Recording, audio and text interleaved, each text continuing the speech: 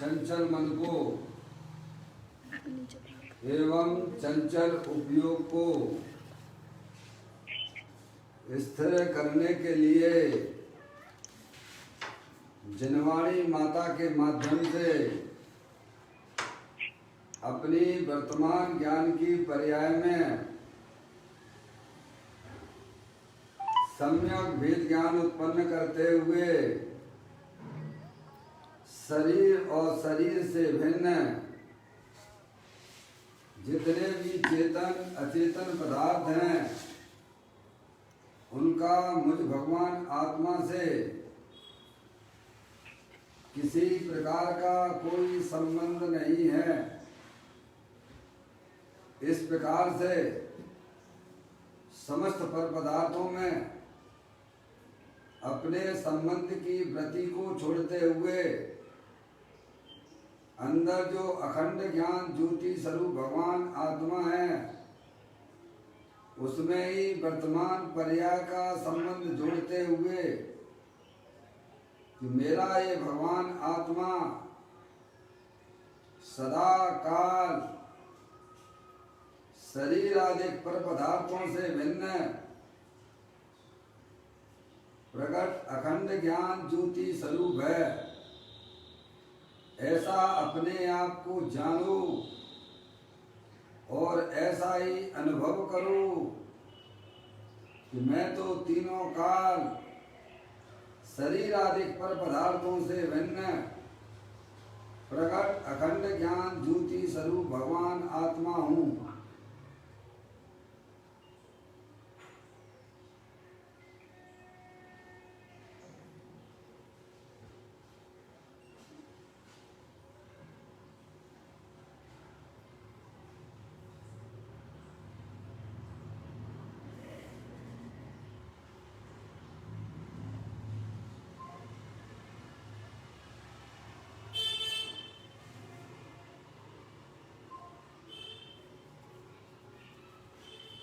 इसी प्रकार से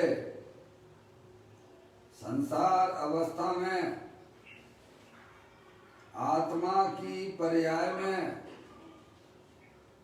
जो विविध प्रकार के पुण्य पाप के परिणाम होते हैं वे समस्त भाव पर के लक्ष्य से होने वाले भाव हैं। वे हमारे आत्मा का स्वभाव नहीं है। ऐसे समस्त रागादिक परिणामों में एकत्व बुद्धि, ममत्व बुद्धि, कर्तृत्व बुद्धि, भोक्तृत्व बुद्धि तथा उन रागादिक परिणामों की ज्ञाता बुद्धि को भी छोड़ते हुए अंदर में जो अखंड ज्ञान ज्योति स्वरूप भगवान आत्मा है जो कि तीनों का परिपूर्ण वितराग स्वरूप है, पूर्ण निराकुलता स्वरूप वाला है, अतीन्द्रिय आनंद का पिटारा है, सुख शांति का भंडार है। ऐसे ज्ञेय प्रभु परमात्मा में शरीर रागादिक का लक्ष्य छोड़ के मैं तो तीनों काल ज्ञानानंद मूर्ति भगवान आत्मा हूँ। ऐसा अपने आप को जाने और ऐसा ही अनुभव करो कि मैं तो तीनों काल शरीर रागादिक से भिन्न प्रकट अखंड ज्ञान ज्योति स्वरूप भगवान आत्मा हूँ।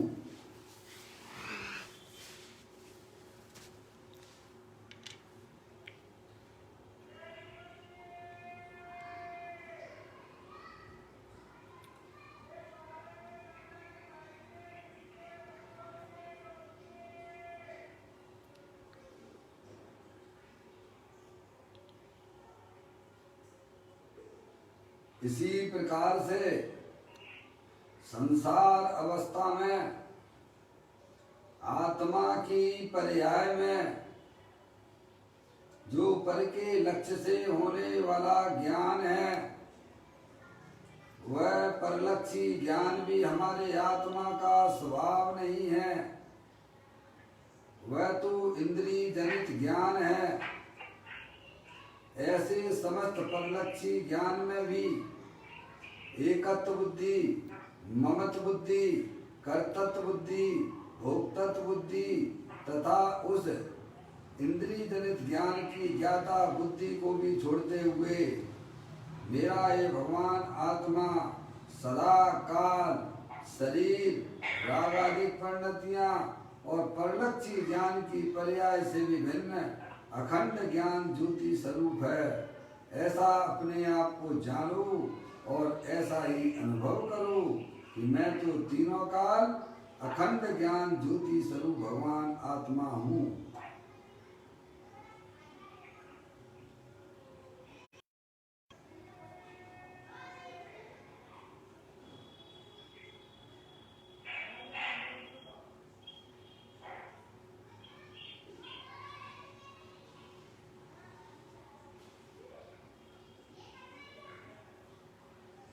मेरे आत्म स्वरूप में शरीर रागादिक परिणतियां और परलक्षी ज्ञान की पर्याय का प्रवेश नहीं होता है, क्योंकि मेरा ये भगवान आत्मा सदा काल शुद्ध वीतराग विज्ञान घन स्वरूप है।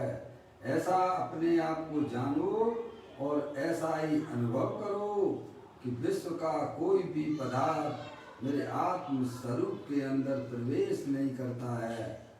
मेरे आत्म स्वरूप के अंदर रागादिक परिणतियों का भी प्रवेश नहीं है। मेरे आत्म स्वरूप के अंदर परलक्षी ज्ञान की पर्याय का भी प्रवेश नहीं है। मैं तो तीनों काल शुद्ध वीतराग विज्ञान घन स्वरूप भगवान आत्मा हूँ। ऐसा अपने आप को जानो और ऐसा ही अनुभव करो।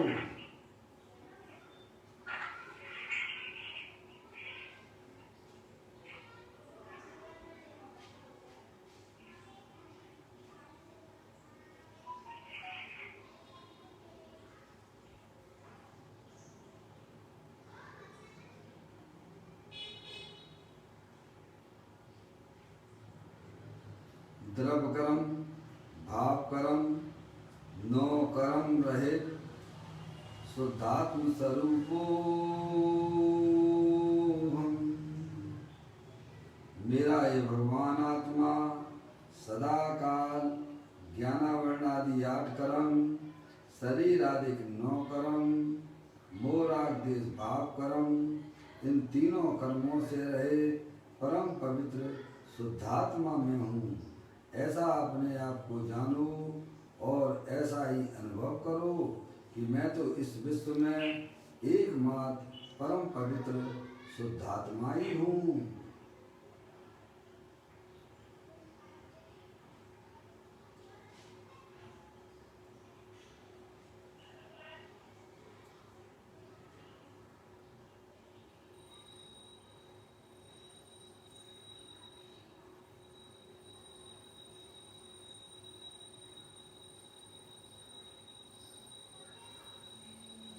ओम नमः सिद्धेभ्याय।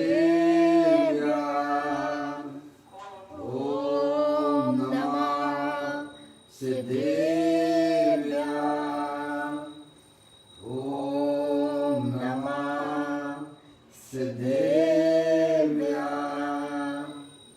चिंतामणि सम स्वयं का चैतन्य तत्वमान निज का करूं मैं चिंतवन निज का करूं श्रद्धान्यु में शुद्ध तुम्हारी देव है जो गुण अनंत निदान है।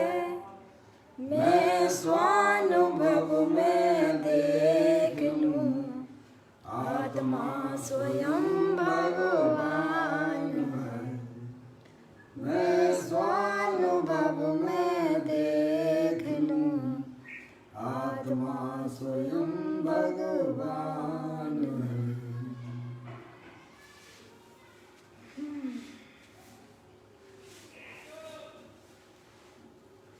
द्रव्य दृष्टि जनेश्वर और पर्याय दृष्टि विनेश्वर की चर्चा महान ग्रंथ के माध्यम से हम और आप इसका यहाँ पर स्वाध्याय कर रहे हैं। पुस्तक को निकाल लीजिएगा। आज का बोध है 732वें नंबर का बोध है, पेज नंबर 169 पर यह बोल आया है। पढ़ते हैं, समझते हैं।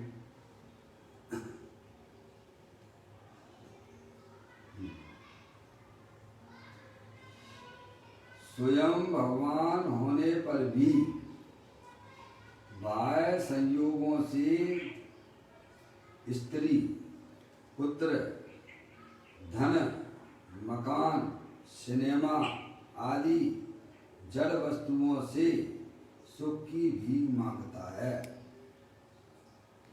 तृष्णा रूपी तपेदिक हो गया है,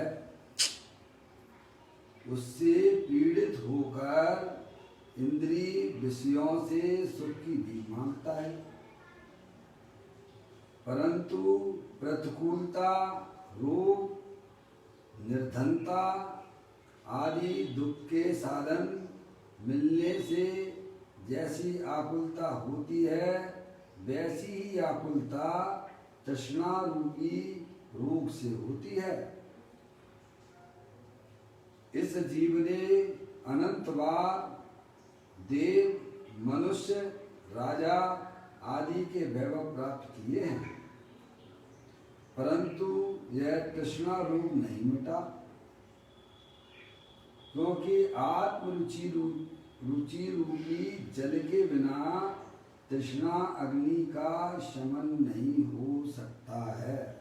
बहुत ही सुंदर बात है भाई साहब, देखिएगा। यहाँ पर अत्यंत परमात्मा की दिव्य ध्वनि में यह बात आई है। आचार्य भगवंतों ने, मुनिराजों ने ग्रंथ में इसको लिखा है। यहाँ कहते हैं कि स्वयं भगवान आत्मा होने पर भी प्रत्येक आत्मा स्वभाव से ही भगवान स्वरूप है। भैया समझ में आया? अगर आत्मा स्वभाव से ही परमात्मा ना होता तो पर्याय में अर्यंत तो सिद्ध भगवान नहीं होते भैया। समझ गए नहीं आप? यह तो निर्णय है, तो पक्का निर्णय है। अगर तिली में तेल नहीं है तो आपको मार्केट में तेल नहीं मिलेगा। अगर गन्ने के अंदर मिठास नहीं है तो आपको शक्कर जो है मार्केट में नहीं मिलेगी। अभी बात नहीं। ऐसे ही हमारी आत्मा का स्वभाव अगर भगवान ना होता तो आज अत्यंत सिद्ध परमात्मा भी पर्याय में भगवान नहीं होते। यह तो आपको मानना ही पड़ेगा। मानोगे तो आपको उसका लाभ मिलेगा, और नहीं मानोगे तो अनादिकाल से पर्याय में दुखी हो ही रहे हो। उसमें कहाँ है, इससे क्या पूछना। भगवान तो ये कहते हैं कि प्रत्येक आत्मा का स्वभाव वह कैसा है कि कहते भगवान स्वरूप है, अतीन्द्रिय आनंद स्वरूप है, सुख शांति का भंडार वाला है। आप मानोगे तो वर्तमान में आपको लाभ मिल जाएगा, और नहीं मानोगे तो चार गतियों के दुख अपन ने अनंत बार उठाए हैं और फिर उसी में चले जाओगे। भाई समझ में आया भैया? रहना तो पड़ेगा आपको आत्मा ही बनकर। भले ही आप अपने आप को कितना भी मनुष्य देखते रहिए, आप भले ही आप अपने आप को संयोगों से अपना मेजरमेंट कीजिएगा, लेकिन आप ना तो शरीर हो सकते हो, ना कोई भी संयोग रूप हो सकते हो। आप तो चेतनेश्वर भगवान आत्मा हो, जो कि अनंत शक्तियों के भंडार वाले हो। समझ में आया भाई साहब? मानने के लिए तो आप स्वतंत्र हो, हैं? आप उल्टा चल सकते हो, सीधे भी चल सकते हो, चलना पड़ेगा आपको। क्या भाई साहब? जो उल्टा चल सकता है, क्या वह व्यक्ति सीधा नहीं चल सकता?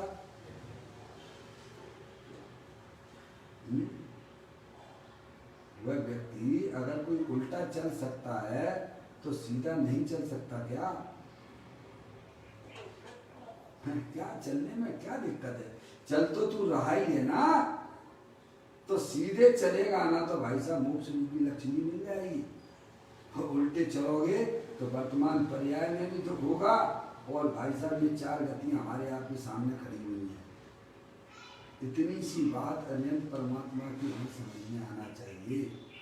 अनादि काल से हम उल्टे ही चले जा रहे हैं। जहाँ सुख है, जहाँ सुख शांति का भंडार पड़ा हुआ है, उधर तो हम चलते नहीं हैं। और जहाँ हमारा सुख नहीं है भाई साहब, उल्टे ही चले जा रहे हैं। पंच इंद्रिय के विषयों में सुख देख रहे हो भाई, समझ में स्पर्श इंद्रिय से सुख मिल जाए, रसना इंद्रिय से सुख मिल जाए, चक्षु इंद्रिय से सुख मिल जाए भाई साहब, कर्ण इंद्रिय से बढ़िया बढ़िया का सब संगीत सुनने तो सुखी हो जाएंगे। ये सब हमारे विपरीत मार्ग पर चलने वाली बातें हैं।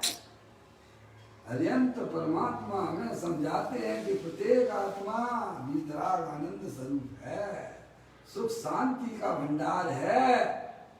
तू उल्टा चल सकता है तो तुझे सीधे चलने में तुझे क्या तकलीफ बताइए आप अपने आप को मनुष्य मान सकते हो, जो तुम हो नहीं हो तो आत्मा मानने में तुम्हें क्या तकलीफ है भाई? एक घड़ा आपने उल्टा रखा तो बाकी के ऊपर वाले लगने वाले घड़े भी उल्टे ही होंगे। समझ में आया? ज्ञानी कहते हैं कि तुम आत्मा हो, अनंत शक्तियों के भंडार वाले हो। है भाई साहब, ये हमें समझाते हैं कि कहते हैं स्वयं की बात की है ना, उन भगवान की बात नहीं की जो पर्याय में भगवान हो गए हैं, जिन्हें अपन मंदिर में भगवान के नाम से पूछते हैं। उन भगवान की बात नहीं है। कौन से भगवान की बात है? दे वाले क्या लिखा है? स्वयं भगवान। हो अरे ये सब जानते हैं कि भाई साहब आत्मा परमात्मा है, लेकिन मानते नहीं है अपने आप को कि मैं परमात्मा हूँ। अंतर इतना सा है। मान ले तो सारी दुनिया ये कहती है कि आत्मा परमात्मा है, अप्पा सु परमप्पा, लेकिन मैं आत्मा हूं, मैं परमात्मा हूं, ये ज्ञानी की मान्यता के अंदर पड़ा हुआ है। समझ में आया भैया? 24 घंटा मैं स्त्री हूं, मैं पुरुष हूं। समझ में आया? फिर बाद में राग द्वेष के परिणाम, उन्हीं से प्रेम करोगे, उन्हीं से लड़ाई करोगे। और क्या कर रहे हो पर्याय में भाई? एक क्षण विचार तो करो। ज्ञानी हमें बारंबार समझाते हैं कि तू आत्मा है, जानने देखने वाला पदार्थ है। आज तक तूने इस शरीर को छुआ तक नहीं है। ये राग द्वेष के परिणाम ये तो अज्ञानता में से पैदा हो रहे हैं। भाई साहब अपना सीधा चलना सीख जाओ भाई साहब। मैं तो चेतनेश्वर भगवान आत्मा हूँ, अनंत शक्तियों का भंडार वाला हूँ। मेरे में और अनंत परमात्मा में कोई अंतर नहीं है। द्रव्य स्वभाव की अपेक्षा से, पर्याय की अपेक्षा से तो बहुत बड़ा अंतर है। पर्याय की अपेक्षा से तो भाई साहब एक तरफ चट्टान पहाड़ है और दूसरी तरफ भाई साहब तिनका है। इतना अंतर है पर्याय में। समझ में आया? लेकिन द्रव्य और गुण की अपेक्षा से तो बराबर है। समझ में आया भैया? ये अनंत परमात्मा का आदेश है, संदेश है, सभी जीवों के लिए है कि प्रत्येक आत्मा भाई साहब शुद्ध बुद्ध चेतन घन स्वयं ज्योति सुधाम है। ऐसा भगवान आत्मा देह दिवन में विराजमान है, पर उसे इसकी प्रतीति नहीं है, उसे उसका ज्ञान नहीं है। इसीलिए वह अज्ञानता से क्या करता है? अब देखिएगा, स्वयं भगवान होने पर भी बाह्य संयोगों से क्या आ गया भाई साहब? बाह्य संयोगों से स्त्री, पुत्र, धन, मकान, सिनेमा आदि जड़ वस्तुओं से सुख की भी मांगता है। क्यों भाई साहब, मांगते हो कि नहीं मांगते हो? हमारे पास रुपया पैसा बहुत हो जाए तो हम सुखी हो जाएंगे, भीख मांगना नहीं है तो क्या है? 24 घंटा क्या करते हो भाई साहब? समझ में आया? लिखा ना, स्त्री, पुत्र, धन, मकान है, समझ गया? सिनेमा, टीवी है, देखते रहते हैं, मोबाइल पे फिल्म देखते रहते हैं गंदी गंदी। क्या मिलता है? अरे सोचो तो हाँ भाई, सोचो हमारे कितने भव बढ़ जाते हैं, हैं?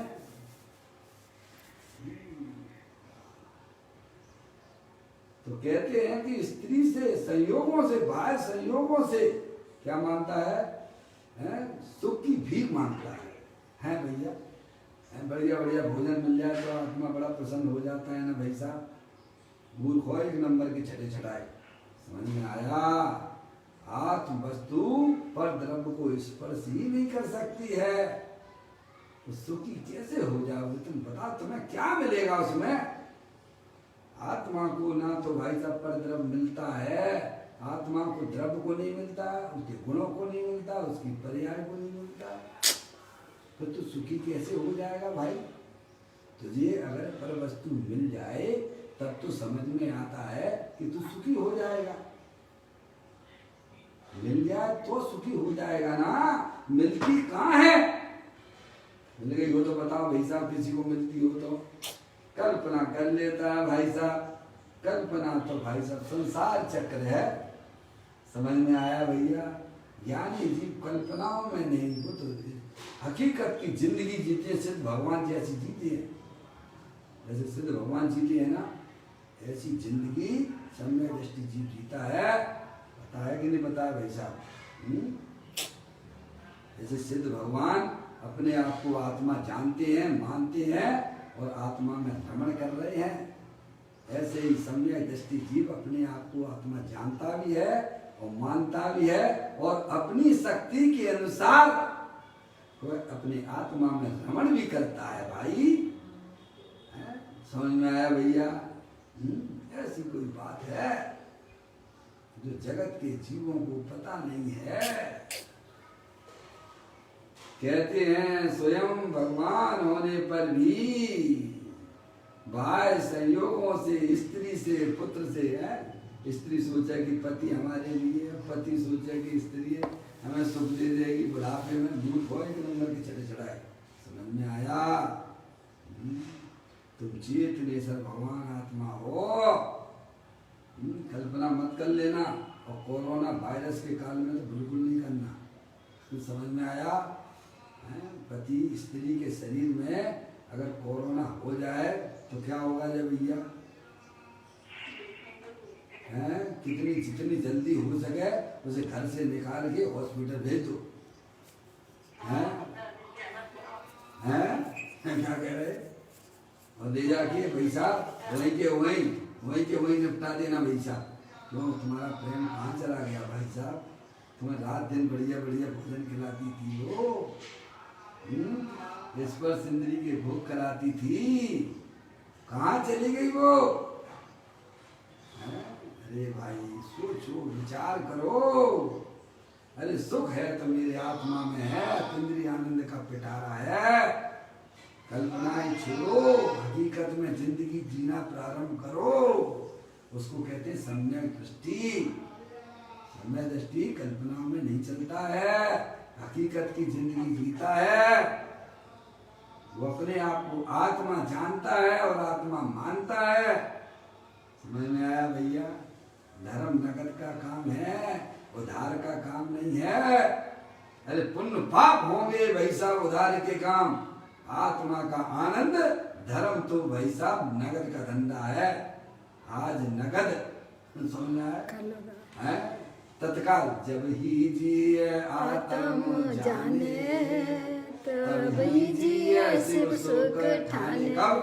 ओह, जब यह जीव अपने आप को आत्मा जानता है कि मैं मनुष्य नहीं हूँ, मैं स्त्री नहीं हूँ, मैं रागी द्वेषी नहीं हूँ, मैं तो चेतनेश्वर भगवान आत्मा हूँ, अतीन्द्रिय आनंद का पिटारा हूँ मैं। समझ में आया? ऐसा जब उसको भाई साहब श्रद्धान और ध्यान हुआ तो वह मोक्ष मार्ग में गमन करता है, कल्पनाओं में नहीं। तो कहते हैं भाई स्वयं भगवान होने पर भी बाह्य संयोगों से, स्त्री से, पुत्र से, हैं, ये बच्चा बड़ा हो जाएगा तो मेरे जर बुढ़ापे का सहारा होगा। किसके सहारा बनेगा भाई साहब? हैं? क्यों? क्या क्या कल्पना करके बैठे हो? अरे उसकी शादी हो जाए ना तो भाई साहब जिंदा जीते ही कैसे तुमसे बोलना बंद कर देगा। हैं? ऐसा नहीं देखते हो क्या? हैं? ऐसे मैंने कई उदाहरण देखे हैं, कई जिन उदाहरण नहीं प्रत्यक्ष में देखे हैं। समय हम कितना उनके लिए इकट्ठा करते हैं, कितना काय के लिए। ज्ञानी तो हमें एक मंत्र देते हैं, सबसे सुंदर मंत्र है, पूत कपूत तो क्यों धन संचय, पुत्र सुपुत्र तो क्यों धन संचय। क्या अगर पुत्र जो है कुपुत्र है तो भी पैसा इकट्ठा करने से तुम्हारा कोई मतलब नहीं है भैया, है? स्वयं को सब बिगाड़ के फेंक देगा भाई साहब। और पुत्र अगर सुपुत्र है तो अभी धन संचय करने से भी कोई फायदा नहीं है, क्योंकि सुपुत्र है तो खुद ही कमा लेगा ना भाई। तुम क्यों उस धन के पीछे भागते हो? धन इकट्ठा कर लेंगे तो एक दिन हमारा ये छोड़ दो। आत्म आराधना के लिए, आत्म साधना के लिए धन की बिल्कुल भी जरूरत नहीं है। ध्रुव धन है, समझ गए? ध्रुव दृष्टि चाहिए, ध्रुव फंड नहीं चाहिए। क्या बोल रहे आप? कुछ बोल रहे थे बहन जी?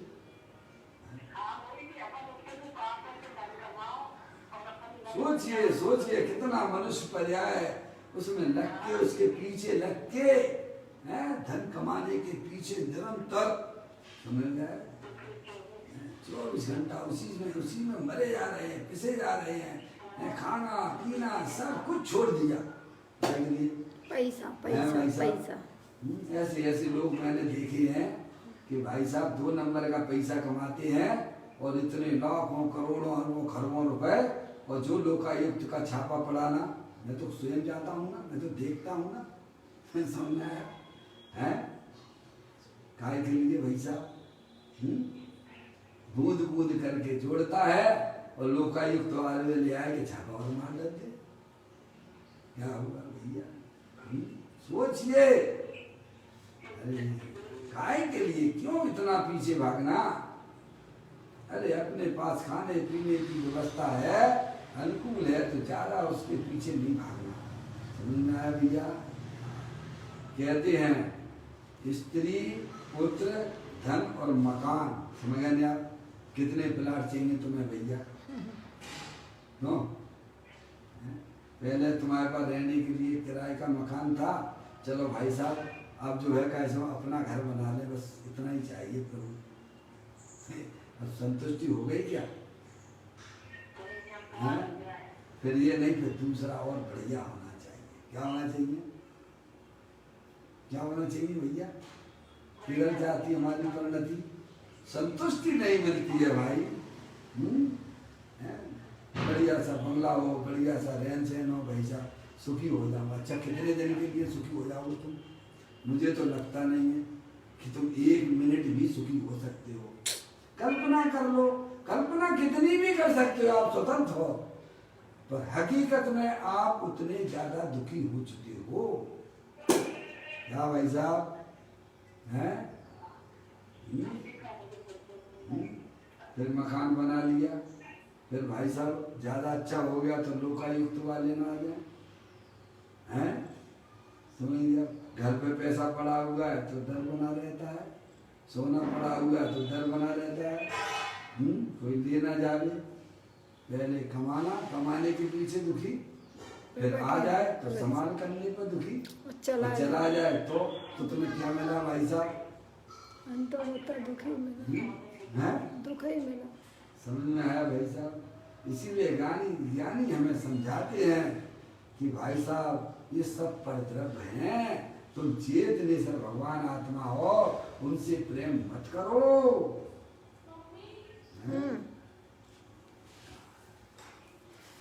कहते हैं स्त्री, पुत्र, धन, मकान, सिनेमा, है मोबाइल पे लगे रहती हो, गंदी गंदी फिल्में देख लेती हो, है भाई साहब? क्या मतलब है? अरे इतना ही उपयोग करो मोबाइल का भाई साहब, है अपने धार्मिक कार्य के लिए यूज करो तो अच्छी बात है, बाकी का भाई साहब अपने कोई प्रयोजन का नहीं है। समझ में आया भाई साहब?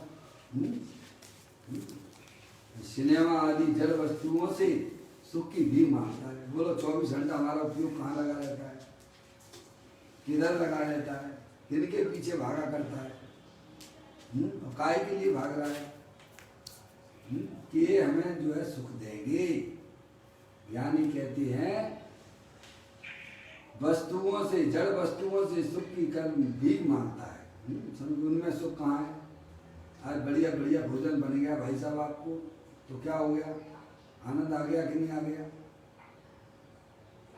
पहले पूछो तो तुम्हारा आनंद है उसमें क्या, जो आनंद आ जाएगा? वे स्वयं भी ज्ञान और आनंद से रिक्त हैं, और अपना जो आत्म वस्तु है वह ज्ञान आनंद से भरपूर है, पर द्रव्य से रहित है। आत्मा में एक शक्ति है, त्याग उपादान शून्य की शक्ति है कि नहीं है? बोलो। आचार्य अमृतचंद देव ने 47 शक्तियां बताई है, तो अनंत शक्तियां, उसमें एक त्याग उपादान शून्य नाम की शक्ति है, उसका क्रम 16वें नंबर का है। क्या अजय भाई, शक्तियों का पता नहीं है? पता नहीं तो फिर प्रतीति कैसे होगी? परिचय के बिना कोई प्रतीति होती है क्या? परिचय के बिना प्रेम होता है क्या? बताइए आप। परिचय के बिना जगत में क्या भाई साहब प्रेम किसी को होता है क्या? सबसे पहले परिचय ही तो होता है ना। तो आत्मा का परिचय नहीं है। मैं चैतन्य वस्तु हूँ, अनंत शक्तियों का भंडार वाला हूँ, और उसमें एक शक्ति का नाम है त्याग उपादान शून्य शक्ति। कौन सी? अच्छा, ये त्याग उपादान शून्य शक्ति है, तो ये सभी द्रव्यों में है कि आत्मा में ही है? सामने आए हैं? बोलो। सभी द्रव्यों में इतनी सुंदर व्यवस्था बनी हुई है। त्याग उपादान शून्य शक्ति से सुशोभित है, मंडित हैं सभी द्रव्य। जीव द्रव, पुद्गल द्रव, धर्म द्रव, अधर्म द्रव, आकाश द्रव, काल द्रव। और क्या है जगत में? बोलो भाई साहब, इसके अलावा? अरे इसके अलावा इस जगत में कुछ है क्या? जीव द्रव, पुद्गल द्रव, धर्म द्रव, अधर्म द्रव, आकाश द्रव और काल द्रव। इसके अलावा क्या है भैया? अरे इसके अलावा क्या है? बताओ दुनिया में क्या है इसके अलावा? ये रुपया पैसा आपका, ये दुकान मकान, ये है कि नहीं है? मंदिर है कि नहीं है भैया? बोलो। हैं? पुद्गल के परमाणु मिलकर मंदिर रूप में भासी। पुद्गल के परमाणु मिलकर मकान रूप में भासी। पुद्गल के परमाणु मिलकर स्त्री रूप में भासी। पुद्गल के परमाणु मिलकर पुत्र रूप में भासी। क्या है भैया? वो छोटा बच्चा था ना, छोटा बच्चा, 9-10 साल का बच्चा, एक दिन स्कूल नहीं गया, उसका बैग घर पर ही था। पिताजी आए, देखा उन्होंने, अरे इसका बैग यहीं पर है। उसने मिसेज से पूछा, क्यों भाई ये पप्पू कहाँ गया? तो स्कूल नहीं गया, तो बोला कि वो जो है अपने दोस्तों के साथ उधर खेलने चला गया। किधर चला गया? खेलने। वो जो है समुद्र के किनारे खेलने चला गया है। अब पिताजी तो टेंशन में आ गए। टेंशन में आना जरूरी है, क्योंकि जो है आज उसने क्लास जो है नहीं गया, स्कूल नहीं गया, तो होमवर्क किसको करना है कल? अरे स्कूल में जो होमवर्क होगा वो कौन करेगा? छोटा सा बच्चा है, 8-9 साल का है, समझे नहीं आप? उसका होमवर्क कौन करेगा भाई? पिताजी करेंगे कि बच्चा करेगा? कौन करेगा ये भैया? हैं? समझना है? वो तो पिताजी को ही करना है, वो तो छोटा है। चल भाई साहब, पलासिया का हमारा मित्र रहता है, उसकी कॉपी लेके आओ हैं और उसे फिर पढ़ाओ। तो टेंशन में आना ही है पिताजी को, तो पिताजी आ गए टेंशन में। तो उन्होंने कही जो है चलो देख उसको पकड़ के लेके आते कहाँ क्या कर रहा हूँ। तो वो तो खेल रहा था बच्चों के साथ में, क्या कर रहा था, बच्चों के साथ खेल रहा था। खेलते खेलते में वो जो है रेत पड़ी थी, वहाँ पर उसने रेत का एक मकान बना लिया बढ़िया फर्स्ट क्लास है, पैर उसमें दिया और बढ़िया सा एक मकान बना लिया। और वहाँ जो पत्ते अत्ते पड़े हुए थे तो पत्तों पे का सब पत्ते लगाए और वहाँ पे जो है एक रेत के जो है ढेर लगा लिया। तो एक पापा बना दिए, एक रेत के ढेर में एक माँ एक जो है अपनी माँ का बना लिया और भाई बना लिए, बहन बना ली, ऐसे 4-5 ढेर बना लिए उसने। और जो पत्ता था ना और उस पर उसने भोजन, ये दाल है, ये सब्जी है, ये पानी है और आपस में खेल रहे। इधर से पिताजी तो आए, उसके पापा गुस्से में आए और आके उसने कहा जो इस घर में एक दी लात क्या भैया। और वो जो है जो बनाए रखे थे उसने माता पिता रेत के उसको भी कैसे तोड़ मार दिया। बच्चा रोने लगा कि पिताजी हैं, वो बोलता है मेरे पिता को क्यों मार डाला, मेरी माँ को क्यों मार डाला, मेरा घर क्यों तोड़ दिया। किससे कह रहा है वो, अजय भैया परी, ये बात किससे कह रहा है, अपने पिता से ही बोल रहा है कि तुमने जो है हमारे जो है पिता को क्यों मार डाला, तुमने हमारे जो है कैसा में जो है घर क्यों तोड़ दिया, रो रहा है। अब बताइए आप, ऐसे ही हम अज्ञानी जीव अनादि काल से ऐसा जो मकान मेरा है, ये स्त्री मेरी है, ये पुत्र मेरा है, ये दुकान मेरी है, समझ गए। और उसको माने हुए कैसे हम बस अपनी पूरी जिंदगी जीने लगा रहे हैं, समझ गए आप। इधर आया कर्म का झोंका आया, जैसे वहाँ आ गया था भुज में आया था कि नहीं आया था, करोड़पति रोड़पति हो गए कि नहीं हो गए। क्या ऐसे पाप के उदय हमारे जीवन में नहीं आ सकते क्या। ऐसे ही कल्पना करके पूरी जिंदगी अजीब मनुष्य पर्याय को व्यर्थ में ही गंवा देता है।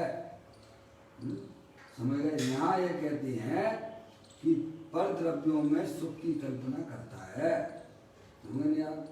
फिर आगे कहते हैं तृष्णा रूपी तपे दिक हो गया है, अंदर में तप रहा है, कैसे तृष्णा से, इच्छा से, कैसे तप रहा है निरंतर। देखो इच्छाओं का तांता लगा हुआ है, एक इच्छा पूरी होती नहीं है, दूसरी इच्छा पहले से खड़ी हुई है।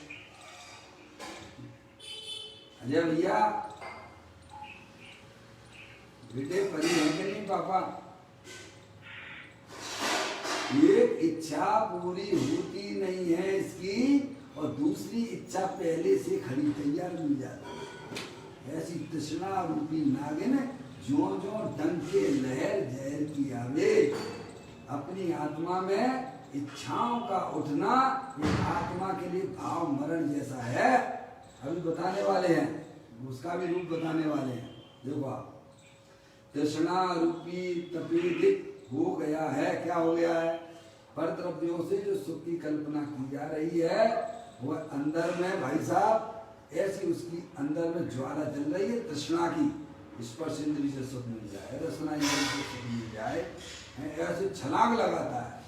पंडित टोडरमल जी साहब कहते हैं पंच जल रहा है, मर रहा है, कट रहा है, समझ में आया भैया। पीड़ित होकर इंद्री विषयों से सुख की भीख मांगता है, समझ में आप, समझ में आप। फिर कहते हैं परंतु प्रतिकूलता, रोग, निर्धनता आदि दुख के साधन मिलने से जैसी आकुलता होती है, प्रतिकूलता देखिएगा है, आप जो नहीं चाहते हो वो आपके यहाँ घर पे आ जाए तो आपको कैसा लगता है, बोलो शरीर में रोग हो जाए आप नहीं चाहते हो तो उस समय आपका कैसा लगता है आपको, प्रतिकूलता का संयोग हो जाए हमारे जीवन में तब उस समय हमारी तकलीफ कैसी होती है, ये तो सभी को अनुभव है ना।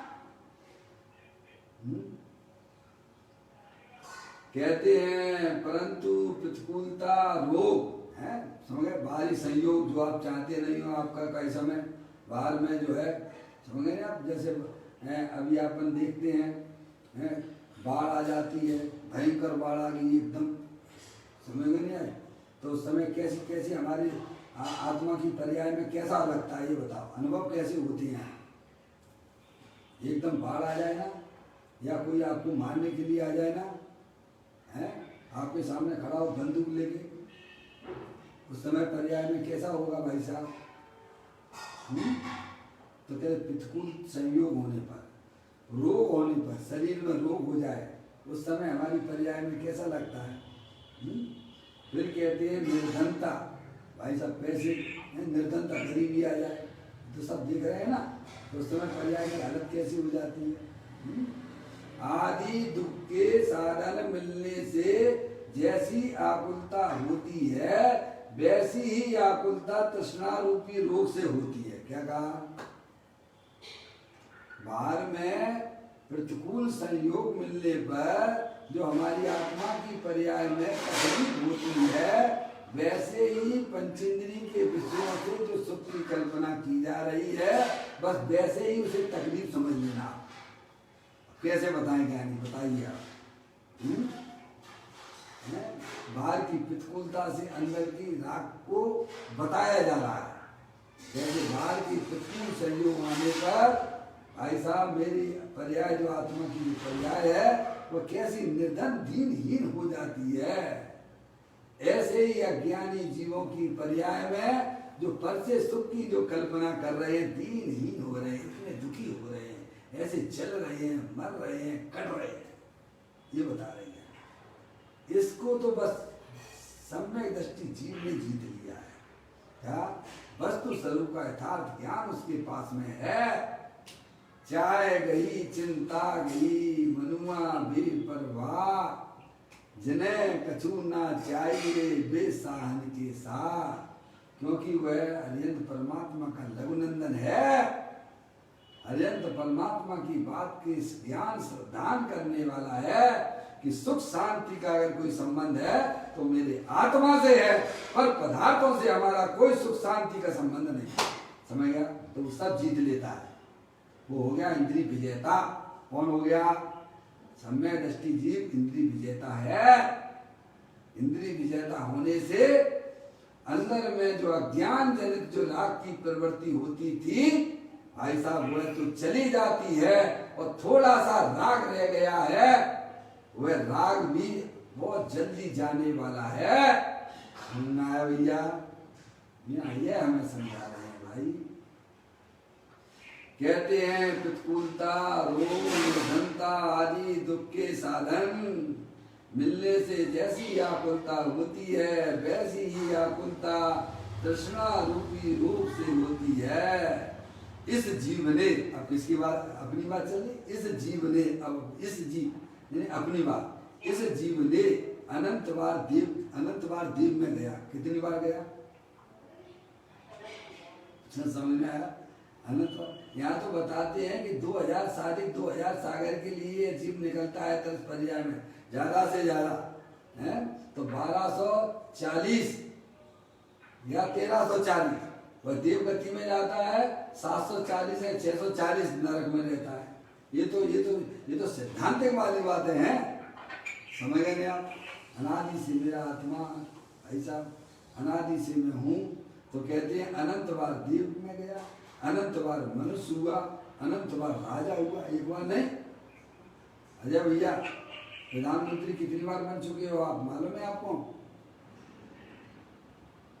अरे प्रधानमंत्री से भी बड़े क्या, कितनी बार राजा हो चुके हो, और फिर भी कैसा उधर ही लगे हुए हो, देव को तो खेल है, समझ में आया?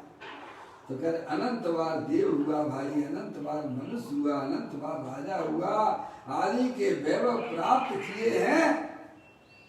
अब कोई बताने वाला नहीं है ना भाई साहब।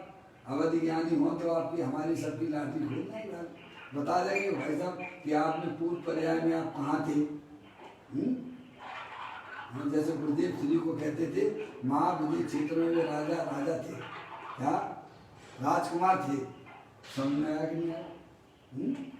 समझ में आया? राजा का जीव था ऐसा, समझ रहे? तो क्या अनंत बार यह ऐसे वैभव प्राप्त किए, परंतु यह तृष्णा रोग नहीं मिटा।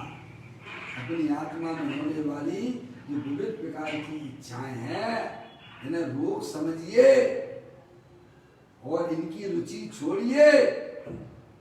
क्या भाई साहब, ये शरीर का रोग हमारा रोग नहीं है। हमारा रोग कौन सा है भाई साहब? आत्मा का रोग कौन सा है? आप कौन हो? आत्माओं के शरीर हो हैं? हम तो शरीर के रोग को अपना रोग मानते हैं। ज्ञानी कहते हैं कि तृष्णा रूपी रोग, अंदर में जो विविध प्रकार की इच्छाएं आत्मा में उत्पन्न हो रही हैं, वही वास्तव में आत्मा का रोग है। तो मैं उस रोग को मिटाने के लिए कभी चिंता नहीं होती है। शरीर में कोई रोग हो जाए तो डॉक्टर के पास तो चले जाते हो, अरे आत्मा में होने वाली इच्छाओं के रोग को मिटाने के लिए कौन सा डॉक्टर है वो? कभी निर्णय किया है? हमारे आत्मा में होने वाले जो रागादिक परिणाम, वह रोग है हमारा, और उस रोग को मिटाने के लिए कौन से डॉक्टर के पास में जाना? अनंत परमात्मा हमारे डॉक्टर हैं। कौन है? समझे आप भाई साहब? वे ही हमें दवाई बता दे सकते हैं, वे हमारे रोग का निवारण कर सकते हैं, वे ही हमें बता रहे हैं भाई साहब। समझे ना? इस रोग को तो हम ध्यान ही नहीं देते हैं। शरीर के रोग को बस दिन 24 घंटा उसी में लगे रहते हैं। इसको दूर करना, इसको दूर करना, इसको दूर करना। तुम कर सकते हो क्या? कभी निर्णय करते हो क्या? शरीर के रोग को दूर कर सकते हो क्या? तुम जानने देखने वाले पदार्थ हो कि करने धरने वाले हो? अब ये बात स्वीकार नहीं करते हो, इसीलिए हमारी आत्मा में तृष्णा रूपी नागिन ऐसा निरंतर बनी रहती है।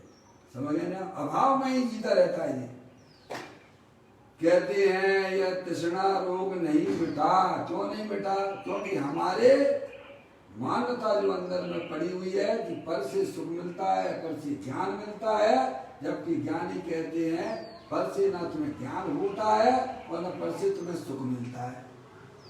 अपने आत्मा को अपना जानने पर ज्ञान भी होता है और सुख भी मिलता है।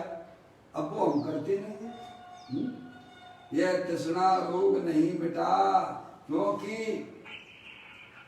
आत्म रुचि रूपी जल के बिना तृष्णा अग्नि का समन नहीं हो सकता है। अगर अंदर में होने वाली इच्छाएं जो अगर आप उसे रोग समझते हो तो अपनी आत्मा को पहचानिए, अपनी आत्मा से प्रेम कीजिए। क्या करना भाई साहब? अगर आपको ये बात समझ में आ जाए कि शरीर है सो मैं नहीं हूँ, शरीर के रोग मेरे रोग नहीं है, मेरे आत्मा में जो विविध प्रकार की जो इच्छाएं जो भाई साहब निरंतर उन इच्छाओं में जल रहे हैं, वे रोग हैं हमारे और वे हमारे संसार का कारण है। तो क्या करना? अपनी आत्मा के स्वरूप को पहचानना कि जिनेन्द्र देव परमात्मा ने हमें समझाया है, उसकी रुचि करना अंदर में। समझ में आया? तो वह यह रोग जो है भाई साहब समन होने लग जाता है। दूसरा और कोई उपाय नहीं है। कहते हैं तृष्णा रोग नहीं मिटा, क्योंकि आत्मरुचि रूपी जल के बिना है अंदर में इच्छाओं की अग्नि जल रही है ना, तो उसे कैसे समन करोगे भाई साहब? तो आत्मा रूपी जल के द्वारा, समता रूपी जल के द्वारा उस अग्नि, इच्छा रूपी अग्नि को समन किया जाता है। अब वो हमें करना चाहिए उपाय। क्या आप धार्मिक कार्य करते हो, करो, आपका कोई निषेध नहीं है, पर अंदर में मैं चेतनेश्वर भगवान आत्मा हूँ ऐसा ज्ञान और श्रद्धान हुए बिना अंदर की इच्छा रूपी अग्नि समन नहीं हो सकती है। समझे आप? कहते हैं आत्मरूपी, आत्मरुचि रूपी जल के बिना तृष्णा नागिन का समन नहीं हो सकता है। इस प्रकार से हमें यहाँ इस बोल के माध्यम से यह समझना चाहिए कि अरिहंत परमात्मा ने हमें यह बताया है कि तुम आत्मा हो, अनंत शक्तियों के भंडार वाले हो, जानने देखने वाले हो, भगवान स्वरूप हो, और तुम्हारी जो वस्तु है वह परद्रव्य से अत्यंत भिन्न है। अंदर में आत्मा में जो इच्छाएं होती हैं वो हमारा रोग है, और उस रोग को मिटाने के लिए हमें अपनी आत्मा का परिचय करना चाहिए, तब वह इच्छा रूपी नागिन समन हो जाती है। इस प्रकार से सुंदर बोल के माध्यम से अपन ने यहाँ स्वाध्याय किया। कल फिर एक नए बोल के साथ में यह अपन स्वाध्याय प्रारंभ करेंगे। निज निधि निज में बताई, यह अनंत अनंत उपकार है, उसके लिए जिन वाणी माँ को वंदना सतवार है, वंदना सतवार है। नौ